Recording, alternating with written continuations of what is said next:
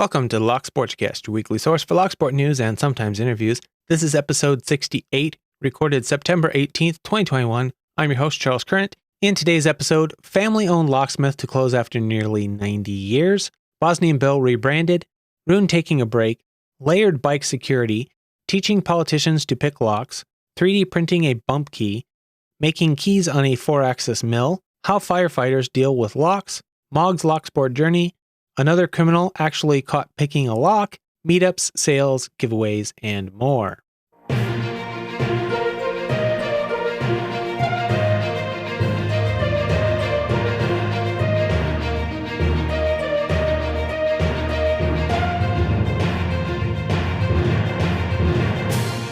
You can subscribe to the audio version of the show on most podcast apps and at thelocksportscast.com. If you don't already have one, you can find the Podcasting 2.0 compatible app at newpodcastapps.com. You can subscribe to the video version on YouTube or Odyssey. Links to stories discussed will be in the show notes. YouTube and some apps limit the length of show notes and the links I can post in there, but you can always find full show notes with all of the links at thelocksportscast.com. Just one quick announcement or thank you before I get started. Thank you to Beach Grove Joe for letting me know that the activation system, the new account activation system on lockyawards.net was not working properly. The activation email had a link for a dead page. So I was able to get that fixed up right away. Thanks for letting me know about that. And for any of the others of you who might have tried to register over there, but were unable to get through it, should be working now. I saw a few attempted account creations on there that didn't go through. So if you tried and you were unable, you can now. Although there's not much of a reason to do so because there's no nominations or voting active until the beginning of the new year. First up in the news, I wanted to get some feedback from you guys on an article that I found by Quickly Locksmith in Miami, 3 signs your locks have been tampered with and what to do. They say there are a number of tactics intruders use to gain access to homes in Miami, but there are a few that are more common than others. Being aware of these tactics is the first step in keeping your home, loved ones' possessions safer. Here is what to look out for to determine whether your locks have been tampered with. The first method they mention, of course, is brute force, but the comment on that is what I wanted some feedback on. They say brute force isn't as common because it often is the loudest and messiest, but intruders do still resort to this method. They continue to say, look out for warped or broken doors or windows, bent deadbolts or latches, and scratches that could indicate a lock was loosened, moved, and tightened again. It should be said that intruders generally don't take the time to attach a lock again unless they know for certain you won't be home for hours. I don't know. In all the stories that I've read through for this lockpicking criminal section that I do, it appears to me that the brute force method is actually a lot more common than lockpicking. Actually, the unlocked doors or windows is the most common method of entry, and then brute force being next, followed by potential cases of other lock manipulation techniques. So to me, this seems weird, and I have never actually heard, in the stories I've read anyway, of a criminal reattaching, taking a lock off and then reattaching it. Just seems like a weird start to this article. They go on to mention lock bumping, which is a technique that's been around for a long time and is common knowledge to a lot of criminals. But what's interesting is they seem to think that is apparently the most common method. And then they say lock picking is the other most common method for accessing a home, and that it's also the most difficult to find physical signs of. Anyway, just seems strange to me that they would put that there. I think the most common method is probably that people forget to lock something from what I've read. But anyway, then they do give some tips on what you can do to increase your security, and basically the install a security system is what they're recommending. Anyway, just wanted to get some feedback on that from all of you. What do you think? What happens in your areas of the world? Because I don't know everything, but here in the States, where Miami is here in the States, I haven't seen very many news articles that would indicate that bumping or picking outdo brute force. Anyway, let me know what you think. Next up is a bit of a sad company. Meador & Company Locksmith to close after nearly 90 years of operation. This is from WDBJ7 in Roanoke, Virginia, written by Brittany Morgan. The article quotes Buck Washburn, vice president at Metter and Company Locksmith. He says, the decision to close the company, it was a lot like unplugging life support from a family member. And they say that after 90 years of service, the family locksmith business will close its doors for the final time on Friday, September 17th. Washburn is also quoted as saying, a lot of the reason is just with the pandemic and finances. Aside from that, there's other things in the industry that have just dulled down the amount of money that you can get. We were really seeing the signs when work was slow and we were pretty much out of our savings. It's time to just put an end to it. Looks like the business was only owned by 2 families in its entire history. In the article, Washburn is quoted as saying, in 1982, my father was working for Metter and Company Locksmith and was offered the opportunity to take over the business. He would bring me in, teach me the trade. Any customers that we had that were within walking distance, he would take me to the job and drop me off and say, it's something that I've been showing you how to do, so you go ahead and you go in and do it. Washburn says he will continue as a locksmith, but he feels he is leaving the key to his heart in this particular business. He says, anything in my life that would be considered a milestone took place in the shop. When I told my parents I was going to propose to my wife, it happened at the shop. When I told my parents that I was going to have my first son, it happened at the shop. Most people would say that our milestones happen around the dinner table at home. My dinner table was Metter and Company Locksmith. So sad story. I always hate seeing family-owned local businesses shut down. But if you want to go over to the link in the show notes, attached to the article is a video. And in that, you can get a glimpse of a really cool old hand crank key machine. So if you're curious, that might be worth checking out, and you can read the article in full while you're there. And over on the subreddit, Cabernet2H2O put up a post that said, Bosnianbill just rebranded his YouTube channel. It is now named Lock Lab with a new logo. Hopefully this is a good sign and that he has some exciting plans in the works. And there were a couple of comments on that got me even more curious. It says, for me, some uploads show up as Bosnianbill and others as Bill. It does show the Lock Lab branding and handle on the channel page when I click either, probably just YouTube app being weird. And then somebody else pointed out that his new logo is kind of a mirror image of the Marvel Agents of S.H.I.E.L.D. logo. It's interesting. So if you do a search for Bosnianbill, you come up with the channel with that logo called Bill. You click on the link and it takes you to the channel, which is called Lock Lab. Also, if I do a search for Bosnianbill on Google, his videos come up with the new logo, but with the name Bill, the Lock Lab channel logo or Bosnianbill name. So kind of strange. Not sure what's going on there. If he changed the names too quickly in succession or something and YouTube got confused, but definitely some confusion going on there. But if you're not able to find the Bosnianbill channel, this is why he has rebranded it, and you will either find Build or Lock Lab. Also, in the speedlocks.org Discord, there was a post by Roon on September 15th that said, as of recently, some very personal things have happened in my life that will require my full attention. Because of this, I will not have time for locksport and will be stepping away from lockpicking and speed locks for a while. I don't know how long I will be gone, but I will try to make some vids as time allows. With that being said, that also means that I will regrettably have to cancel the tournament. I'm sorry for any that I have let down and hope you understand. But then very shortly after, there was an updated post from Reed, said, sorry everyone, the tournament is still on. We will be having the other moderators not actively in the tournament checking times. So for all of you in the tournament, be reassured that the tournament is apparently still continuing, but it will not be run by Roon, and hopefully everything goes well with Roon's personal issues, and he will have a chance to come back and have some fun picking locks with us all again.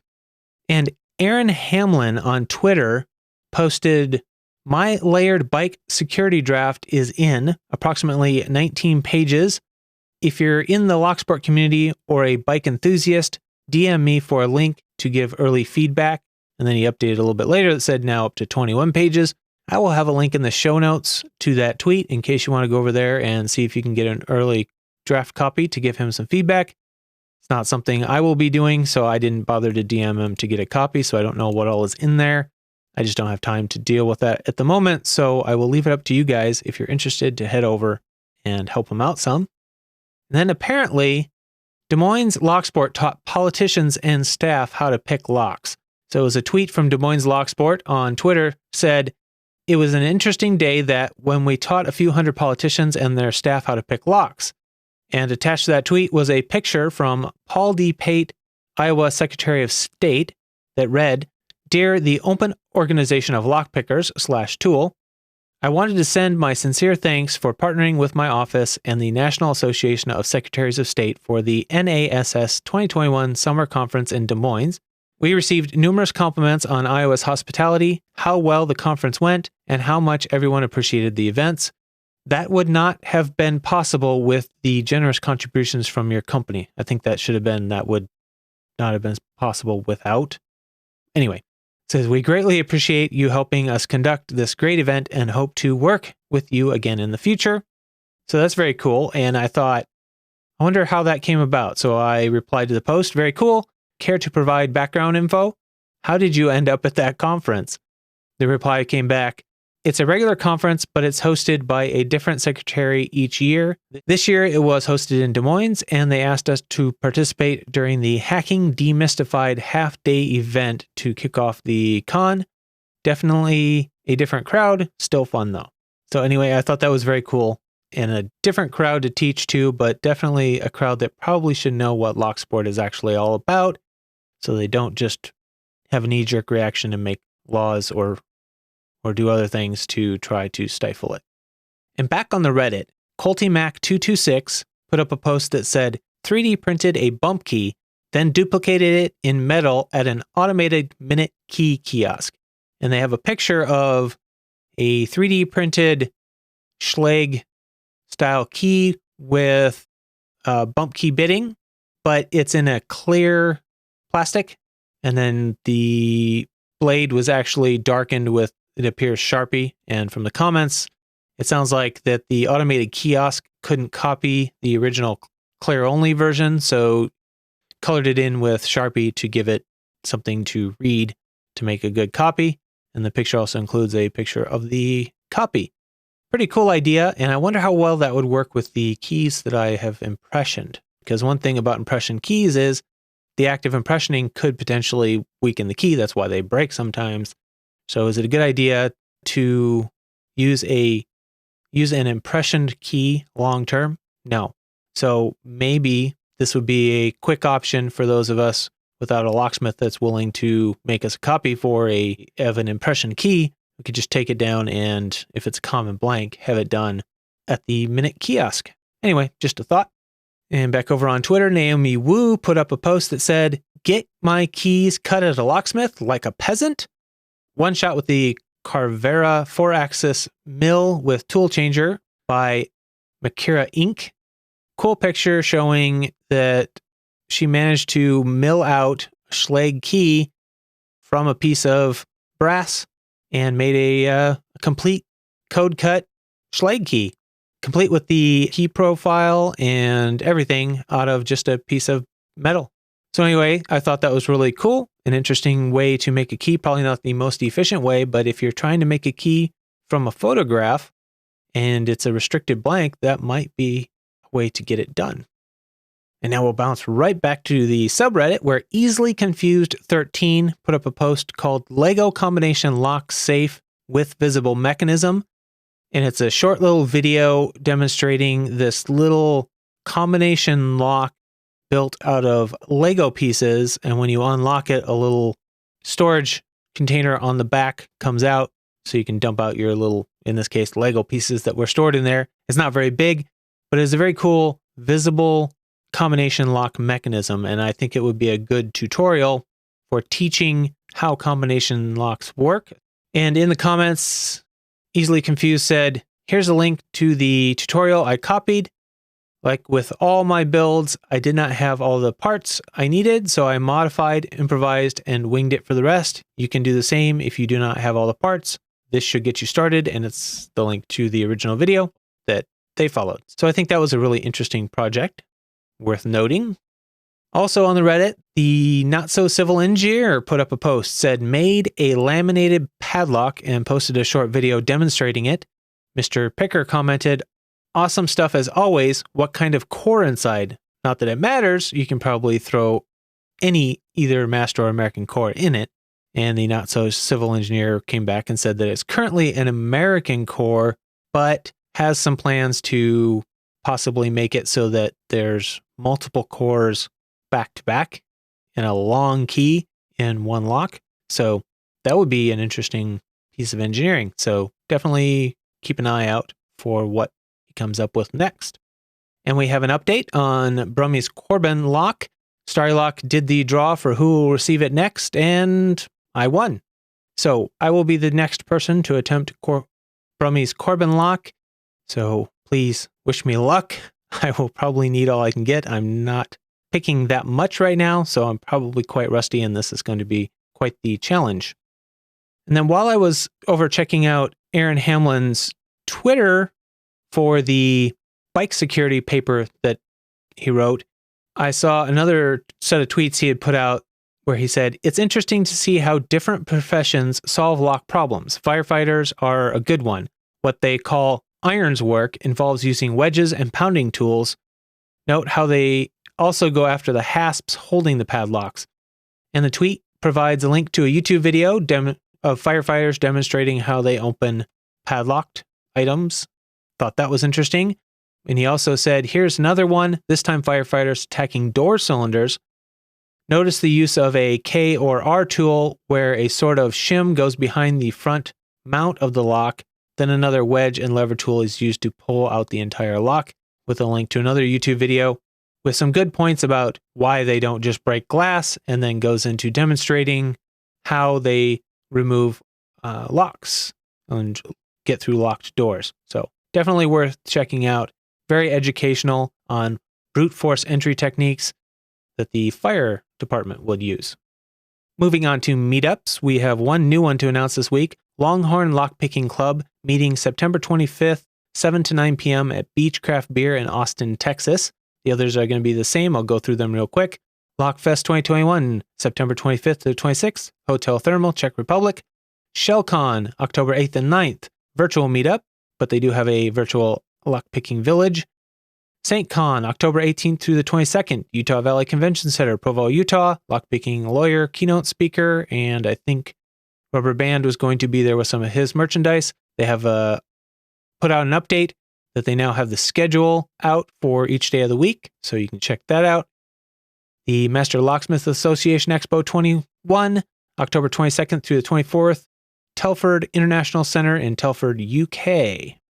And Lock Camp, November 12th through the 14th, Lockhart State Park, Lockhart, Texas. Check it out if you're going to be in the area. Tickets are $100 last time I checked. It's time to take a quick break, say thank you to the people that made this episode possible, and I want to take this opportunity to say thank you to everyone who helps me out with the show. All of you that have sent in information, shared the show, commented, sent in notes of encouragement, donated, subscribed on Patreon, whatever you've done to help out. I really, really do appreciate it. Many of you have done so behind the scenes without getting listed credits in the show, partly because there's only limited space. It takes enough time to do these credits, and I see people skip most of them anyway. So anyway, I'm going to go through this week's, and thank you to my latest Patreon subscriber. He subscribed at the level that is below what gets a credit on the show, and I didn't ask if he wanted to be thanked on the show once or wanted to remain anonymous, so I'm just going to skip that for now. You know who you are. If you want me to shout you out on the show once for joining Patreon, just drop me a note and I will do so.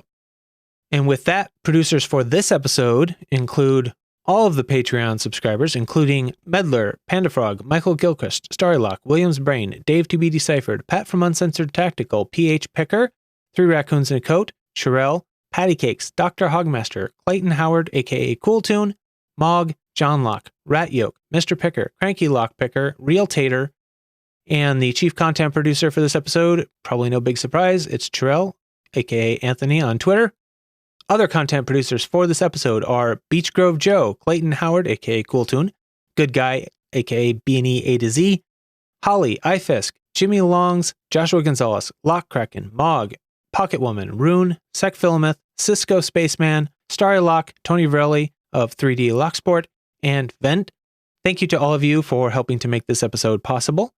And just remember, everyone, that this show is only possible because of the information and support from the community. So if you value this podcast, please help return some of that value by sending in your news, links, events, giveaway information, anything you have that's Locksport related that you think the rest of the community might want to know about.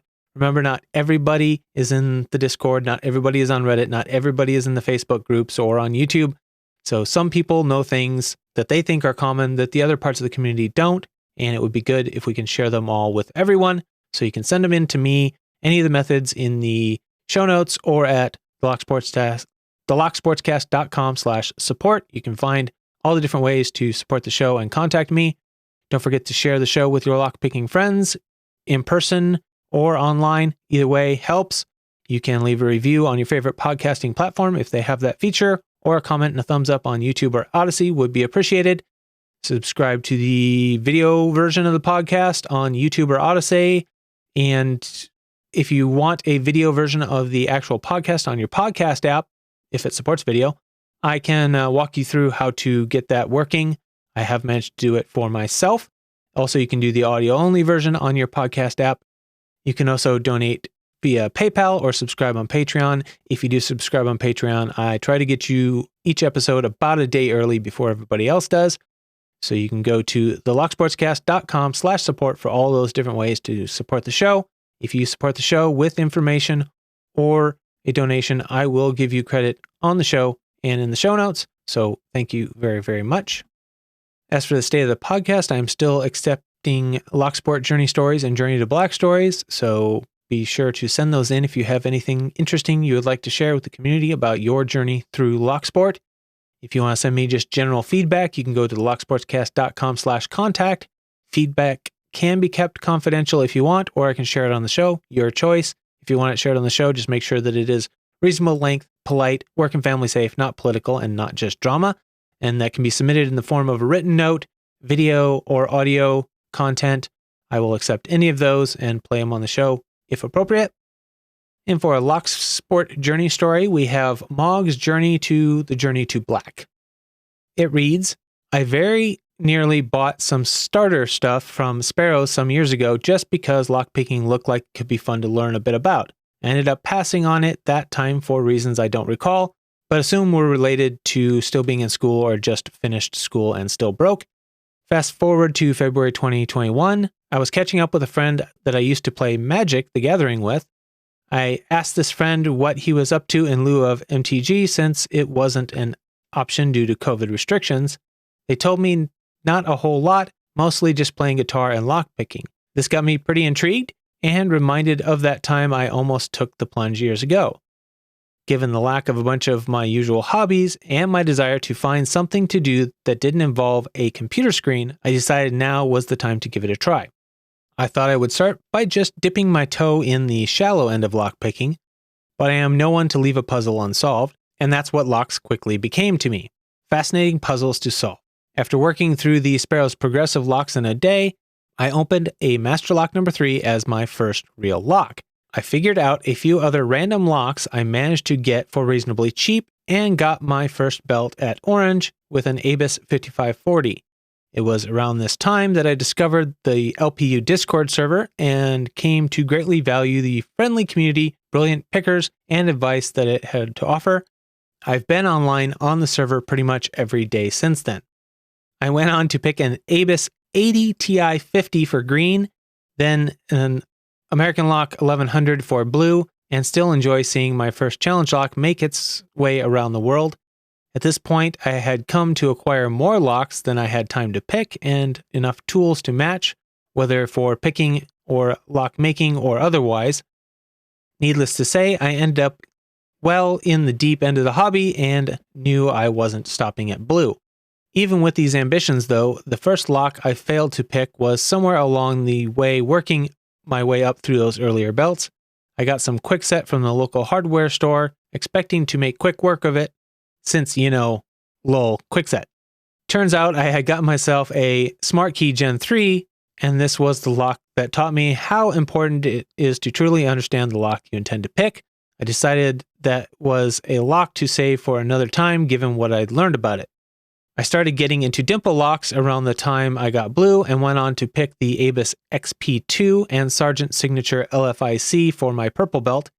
Insert Pepperidge Farm's meme here about picking to both shear lines in one take. I also started to learn about disc detainer locks shortly after the dimples and managed to pick up an Anchorloss 810-1 DD lock with a custom tool which I intended to use for red. I picked up the Matura C55 shortly after, which I hope to use for my other red lock since it got belted, but it seems I started picking black locks before that happened. C55 is probably still my favorite lock that I own and will likely be for a good long while, or at least until I receive that sweet, sweet looking Diggs Alpha lock. It does look like a beautiful lock, doesn't it? Ugh. Anyway. At this point in time, I had what I expected to be a red belt submission ready, and so I figured the next logical step was to play with some black lock. I decided to give the Miwa U9 a try, but after about a month and probably something like 80 hours of obsessively picking only that lock, I just couldn't get it open. And this was the second and so far last lock that I decided I ought to save for another time after deciding I'd open it. I put it that way because I was 110% sure that if I put enough time into any lock, I'd get it open. I still think that, but the difference is that I've now realized I'm not willing to put the required time into certain points for certain locks. The U9 was one of those locks. It was the second lock that I gave up on. Deciding I needed to take a break from the U9, or give up, as it felt, was kind of hard for me to admit to myself, which is probably also part of why I picked it for so long. It was the first lock that I failed to pick even after substantial effort, and I knew what I was getting into. At the end of the day, though, I wasn't having so much fun with the U9 anymore, so I'm happy with this choice. I ended up taking a bit of a break from going hard on picking at this point, and over the next couple of months just picked about one orange through blue lock a week that I had sitting around and hadn't gotten to yet. My spark for picking hard locks was reignited at the beginning of August when Duckfax and I exchanged some locks. I had a ton of fun picking the Agent LS5 that he sent me, which is a super cool intro to HPC locks with 12 fun spool pins. After taking a break from what felt like hard picking to me, because I wasn't picking locks I needed to learn much about, this made me realize I was kind of missing it, and so I set my sights back on opening my first black lock. I had acquired a Twin Star recently and decided the answer to Rain asking when Twin Star was soon. I wanted to warm myself up for a tricky dimple lock and decided to pick the M&C Move to get the confidence feeling good. It's an unbelted lock, but I guess around purple or brown. Just a super cool dimple lock with some sliders and an interactive. After the move, I set my sights on the Twin Star and managed to get it in a few days. I used my Twin Star pick with my previous Anchorloss pick to finally get my red belt. Then I decided to see if my practice on the U9 could be used on an easier lock with somewhat familiar design, the Stealth Key. After getting the Stealth Key open the same week as the Twin Star, I decided it was time to really set my sights on black belt and figure out what I would do for the remaining requirements. And that pretty much brings us to today, where I feel I am truly in the midst of my journey to black. I intend to pick the ASA 5700 for a third black lock, which I've so far even gotten open once and just need to get a video on now. I wanted to figure out some pin tumbler type lock as well as learn barrels and twin style sidebars as part of my black belt, so I'm super proud to know that this will be one of them. I think I will do an Abloy Classic DD lock for my fourth lock, since I've had some fun with DD locks in the past. Then I intend to go on for the safecracking quest, since I've enjoyed learning about safecracking and look forward to really figuring the skill out. I know a lot of really experienced pickers listen to the Sportscast, but for anyone less experienced or feeling down on their picking lately, I want to offer 3 small pieces of advice that I think have been critical to my enjoyment and success picking. First, if you aren't having fun picking for sport, then you're doing something wrong. That's not to say there won't be times of frustration, but getting the open afterwards has to be worth it. And it can be a fine decision to give up for now if it's not looking likely. Second, know the locks you intend to pick and don't shy away from the brilliant advice this amazing community can provide you. I probably wouldn't have opened any lock blue or higher without this community's support, or it at least would have taken a great amount of time longer. Third and last, patience and persistence are perhaps the most valuable tools in your picking toolbox. I still believe I can open any lock with enough time, and I believe this of all of you listening too. Thanks for listening and happy picking, everyone. For your locksmith story, we have a story from the Daily Dot by Clara Wang titled, Target Workers Locked Out of Store After Someone Allegedly Superglued the Doors Shut. It says a viral TikTok video shows Target workers standing outside the location they work at because, according to the TikToker who posted the clip, someone superglued the store doors shut. The caption on the TikTok video claims the workers were waiting outside since 3:30 a.m. that morning. The video has garnered about 7.2 million views and 762,000 likes since being posted on August 28th.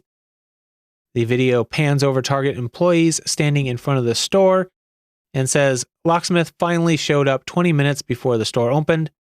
The article says that many of the 4,338 comments joked about the Target versus Walmart rivalry that has been brewing on the platform recently after Target employees jokingly took a Walmart shopping cart hostage. So another example of one of those glamorous jobs you might get called to as a locksmith. For our strange lock story this week, we have a story sent in by Pocket Woman. However, it was a screen grab, so I do not have a link to share with you. And some of the language in here is not friendly for this podcast, so I will alter it very slightly to clean it up. And it says, for those of you who don't know, I work at an anarchist co-op coffee shop. Apparently, all of the boys in my neighborhood have caught on to the fact that I sneak food and stuff to all the little punk kids and homeless kids at the coffee shop. There are 3 in particular who call me Mom, not Mammy, not Ma, Ma. The rest refer to me as Miss. They've decided to always have one of the 3 of them there with me on night shifts, especially after they witnessed the last bad shift where I had to kick a bunch of tweakers out. Said tweakers lit the bulletin board on fire. Tonight, one of the boys actually charged up a crackhead who wouldn't get out when I told him to leave. About an hour later, I was emptying bus tubs when that same lovely boy walked in and wetted a wash rag. I asked what he was doing, and he told me not to worry, so I went about my business doing dishes, bussing the main dining tables, etc. I'd left a broom in the smoking room and a fresh trash bag in the bathroom for once I was done with all the dishes. When I walked out, everything was spotless and the trash had been replaced. He'd wiped all my tables, swept, mopped, and emptied all the ashtrays. He'd also picked the lock on the bathroom so his friend could take out the trash for me, which I'm not sure whether I should scold him for, haha. They snuck around and did my closing shift duties to thank me for keeping them warm and fed. I'm crying. Somebody using a lockpicking skill in a way they probably shouldn't, but ultimately for good. So probably not the best thing to do, but also it was a kind-hearted gesture. In lockpicking criminal news, we have a story from the Carillon called Man Carrying Knives Arrested Downtown by Jordan Ross. And it says a Winnipeg man faces a slew of weapons charges after being caught carrying knives in downtown Steinbach last week. A spokesman for the Manitoba RCMP said officers were called following a report that a man may have threatened people with a knife. After speaking with witnesses, the officers determined no threats were made. A 36-year-old man was arrested at the scene. A search of his person produced 3 knives. Back at the detachment, a search of his belongings yielded more knives, several BB guns resembling real firearms, and a lockpick set. The suspect was remanded into custody and charged with 4 counts of possession of a weapon for a dangerous purpose, 1 count each of carrying a concealed weapon, possessing break-in instruments, and failing to comply with probation. The next story from 1011 Now, entitled LPD Suspect Arrested After Stabbing Man in Back Following Argument Over Bicycle. This is out of Lincoln, Nebraska. Says, investigators with Lincoln Police Department have arrested a man they believe assaulted another man this week south of downtown. The initial incident happened around 1:30 a.m. when police were dispatched for a stabbing. Investigators said they were able to contact the victim after medical treatment, and the 20-year-old man explained that he confronted a man about a bicycle he took from him. He claims after a fight, the suspect assaulted and stabbed him in the back. Around 9:30 a.m. on Monday, police say they made contact with the suspect near 10th and C Streets, where police were called to the area in reference to a fight. LPD said officers found him using lockpicking tools to pick the lock of an apartment door that he did not have permission to enter. The man was arrested in reference to an outstanding warrant. LPD said during a search of his person, officers found a glass pipe with methamphetamine residue. According to police, he was arrested for his warrant, possession of a controlled substance, and possession of burglary tools. After being interviewed by investigators at the jail, police said the man was arrested for first-degree assault and use of a deadly weapon to commit a felony. The victim remains hospitalized, but police say his injuries are not life-threatening. So there you are, another extremely rare case of a criminal being caught in the act of attempting to pick a lock. Those are actually very rare, but they do happen. Sales this week, we have the Peterson 20% off purchase of $60 or more with a code, which will be in the show notes because it's a bunch of gibberish. That one expires September 24th, 2021. Also, Matt's Lockpick is having a sale on all picks on the site. I don't know when that sale ends, but you can find it at mattslockpit.com.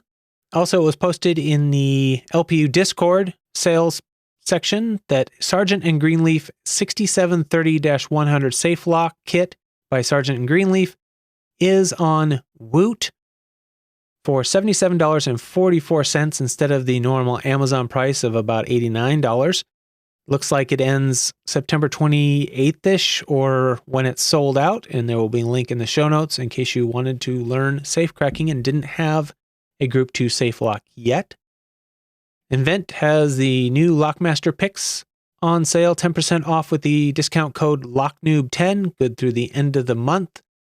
Over at 3dlocksport.com, you can get 10% off with the code LSCAST10. And at Mako Locks, you can get 15% off with the code BYMAKO that never seems to expire. uklockpickers.co.uk, 10% off with the code GIFT. Again, no expiration, but it always seems to work. For giveaways, pretty much the same as last week. We have the 2 giveaways by Wendt for custom handles for their new Lockmaster lockpicks. One set by Ratyoke, which that giveaway ends on September 24th. One set by XB Mods. That giveaway ends September 30th, 2021, both being run through Gleam.io. So links will be in the show notes. SecPhilameth is doing his 100 subscriber giveaway and just posted his 3rd video on that to his channel this week. LockKraken has his September 2021 giveaway, so you can go check out the link in the show notes to find out more about that. CLK Supplies has their hashtag Lockboss giveaway every week, so you can go check that out. And I am still, for the rest of this year, doing my giveaway for Padlock 100As or a gift code to hooligankeys.com. I know I'm behind on the live stream. I keep saying that every week now. It's like a broken record, but I am going to get to it. I plan to get to it within the next couple of days, but we'll see. Remember, the show is only possible because of your support. So if you're getting value out of the show, please help return a little bit of that value by sending in your news leaks, events, giveaway information, anything you have that's Locksport related. Please send it to me at podcast@thelocksportscast.com or just look in the show notes. There's multiple different ways to contact me, or you can go to thelocksportscast.com/contact and find all the different ways to get a hold of me. Thank you, and remember to keep it legal.